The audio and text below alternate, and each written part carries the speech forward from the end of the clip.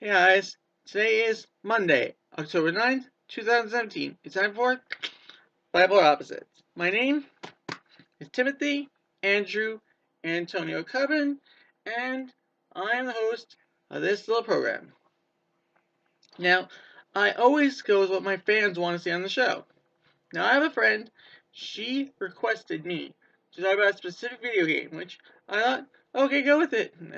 It's called Tales of Vesperia, which I knew absolutely nothing about. I'd never even heard of. So, when she said this respect, I was kind of apprehensive on how to do it. I mean, like it's a game I don't know at all. So I figured the best way to do this is for both you and me to look at a synopsis that I found on Wikipedia of Tales of Vesperia.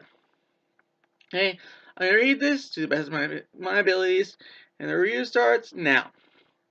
The people of Turca Lumaris rely on an energy source called Blastia, devices created by Critia from using the crystallite remains of a powerful race known as the Entellexia. Blastia are powered using a microsubstance known as air, and were used to provide resources and protection to major cities. In ancient times, misuse of Blastia by the Curtia prompted the Entellexia to absorb the excess air generated by Blastia abuses. Using too much air to handle, a group of Entellexia transformed into a monster known as the Aephagos, which would consume every living being on the planet by converting it into air and absorbing it. Sacrificing humans with the innate ability to convert air into magical energy, known as Children of the Full Moon, they create a barrier to steal away the Aephagos. The remaining Children of the Full Moon and the Entellexia decided on the new arrangement of the world. In future times, an unnamed empire rules over large portions of Turca Lumiaris, with the children's descendants being its ruling family.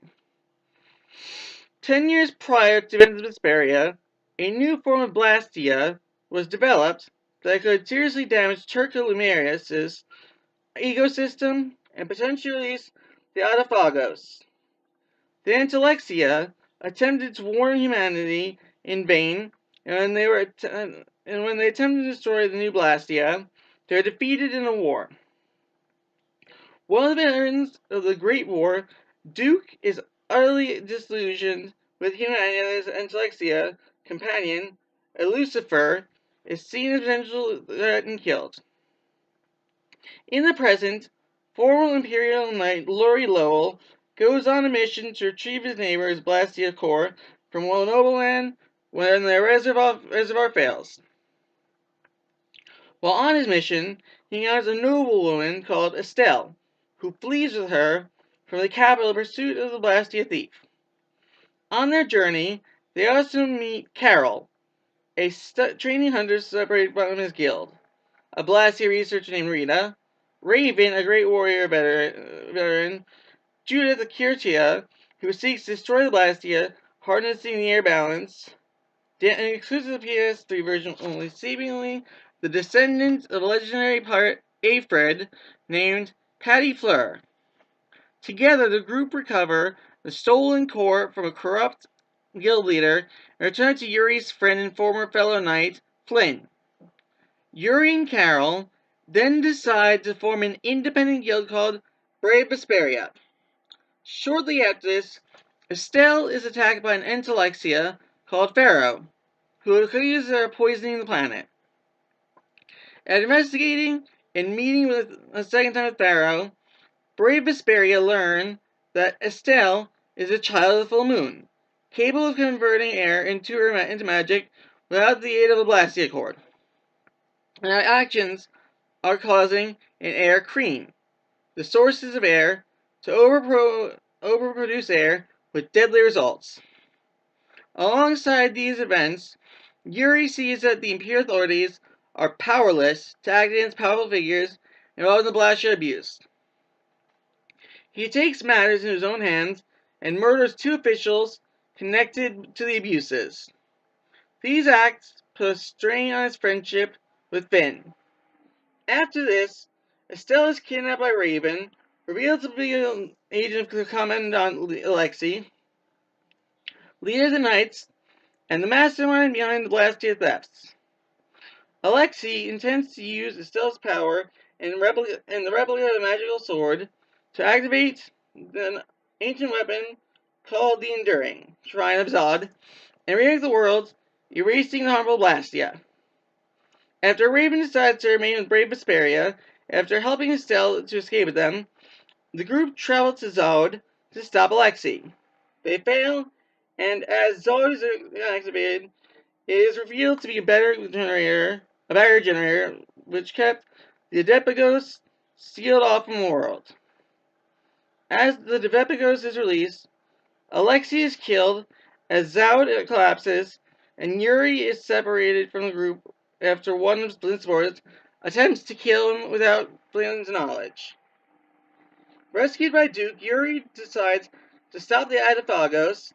During his absence, Rita discovers the means of converting Blastia cores into spirits, which can produce air into the less dangerous element energy called mana, stabilizing the air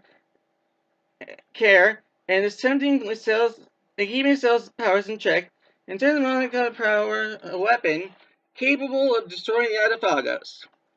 After receiving permission from the world's leaders to carry out their plan, brave Vesperia must confront Duke aboard the city-sized weapon Tarkaron. Duke intends to convert all of human life, including himself, into energy to power the weapon and destroy Adepagos' return from the Earth in a more primal state of being. While they share the same goals, they are forced to fight due to their conflicting methods. After defeating Duke, Yuri attempts to use the converted blast energy against Adepagos, but proves insufficient. Moved by brave Vesperia's efforts, Duke provides the extra power, and Adepagos is destroyed. The intellectia is found that form the Adepagos are then converted into spirits to revitalize the planet. A post-credit scene shows brave Vesperia continuing their adventures. And that, I believe, is where we leave off for today. So next time, Tim Cubbin, out.